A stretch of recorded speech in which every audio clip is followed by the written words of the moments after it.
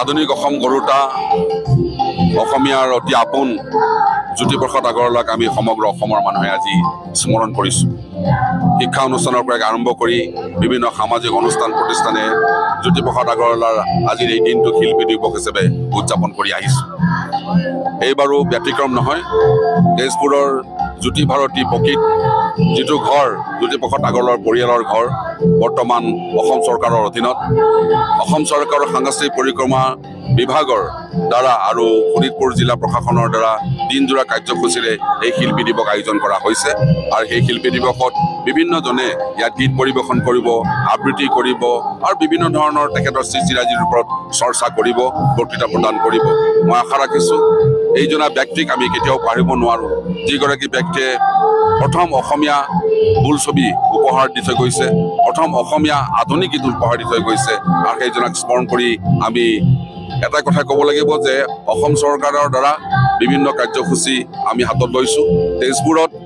তেজপুৰ যিখন কাৰাগাৰ আছে, সেই কাৰাগাৰ ইয়াৰ পৰা উঠি যোৱাৰ পিছতে তেজপুৰ সেই কাৰাগাৰ স্থানত জ্যোতি বিষ্ণু ফণী শৰ্মাৰ নামাকৰণত এটি সাংস্কৃতিক প্ৰকল্প আমি প্ৰস্তাৱ আগবঢ়াইছোঁ আৰু এইটো সোনকালে হ'ব বুলি আশা ৰাখিছোঁ। এই বিশেষ দিনটোত শিল্পী দিৱসৰ দিনা আমি আটাই ৰূপ কোঁৱৰ জ্যোতিপ্ৰসাদ আগৰৱালা দেৱক শ্ৰদ্ধাৰে সোঁৱৰিছোঁ আৰু আমাৰ সকলোৰে কাৰণে এক পৰম সৌভাগ্য যে আমি এই বিশেষ স্থান তেখেতৰ যি বাসগৃহ পকী নামে জনাজাত, ইয়াত আমি আটাই উপস্থিত হৈ তেখেতলৈ শ্ৰদ্ধাঞ্জলি জনাইছোঁ।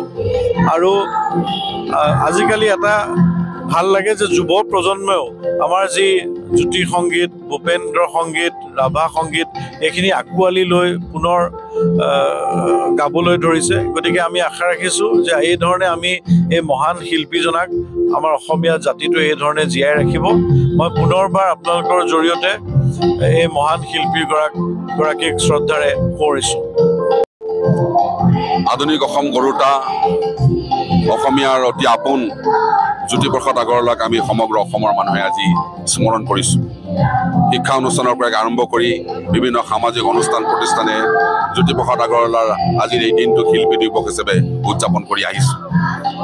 এইবাৰো ব্যতিক্ৰম নহয়। তেজপুৰৰ জ্যোতি ভাৰতী প্ৰকৃত যিটো ঘৰ জ্যোতিপ্ৰসাদ আগৰৱালাৰ পৰিয়ালৰ ঘৰ, বৰ্তমান অসম চৰকাৰৰ অধীনত অসম চৰকাৰৰ সাংস্কৃতিক পৰিক্ৰমা বিভাগৰ দ্বাৰা আৰু শোণিতপুৰ জিলা প্ৰশাসনৰ দ্বাৰা দিনজোৰা কাৰ্যসূচীৰে এই শিল্পী দিৱস আয়োজন কৰা হৈছে। আৰু সেই শিল্পী দিৱসত বিভিন্নজনে ইয়াত গীত পৰিৱেশন কৰিব, আবৃত্তি কৰিব আৰু বিভিন্ন ধৰণৰ তেখেতৰ সৃষ্টিৰাজিৰ ওপৰত চৰ্চা কৰিব, বক্তৃতা প্ৰদান কৰিব। মই আশা ৰাখিছোঁ এইজনা ব্যক্তিক আমি কেতিয়াও পাহৰিব নোৱাৰোঁ, যিগৰাকী ব্যক্তিয়ে প্ৰথম অসমীয়া বোলছবি উপহাৰ দি থৈ গৈছে, প্ৰথম অসমীয়া আধুনিক গীত উপহাৰ দি থৈ গৈছে। আৰু সেইজনাক স্মৰণ কৰি আমি এটা কথা ক'ব লাগিব যে অসম চৰকাৰৰ দ্বাৰা বিভিন্ন কাৰ্যসূচী আমি হাতত লৈছোঁ।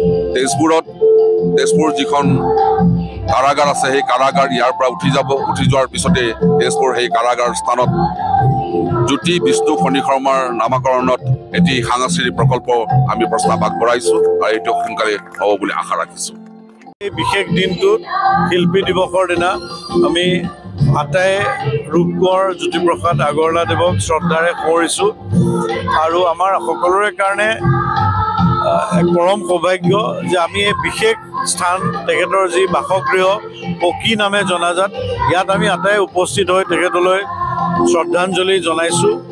আৰু আজিকালি এটা ভাল লাগে যে যুৱ প্ৰজন্মইও আমাৰ যি জ্যোতি সংগীত, ভূপেন্দ্ৰ সংগীত, ৰাভা সংগীত এইখিনি আঁকোৱালি লৈ পুনৰ গাবলৈ ধৰিছে। গতিকে আমি আশা ৰাখিছোঁ যে এই ধৰণে আমি এই মহান শিল্পীজনাক আমাৰ অসমীয়া জাতিটো এই ধৰণে জীয়াই ৰাখিব। মই পুনৰবাৰ আপোনালোকৰ জৰিয়তে এই মহান শিল্পীগৰাকীক শ্ৰদ্ধাৰে সোঁৱৰিছোঁ।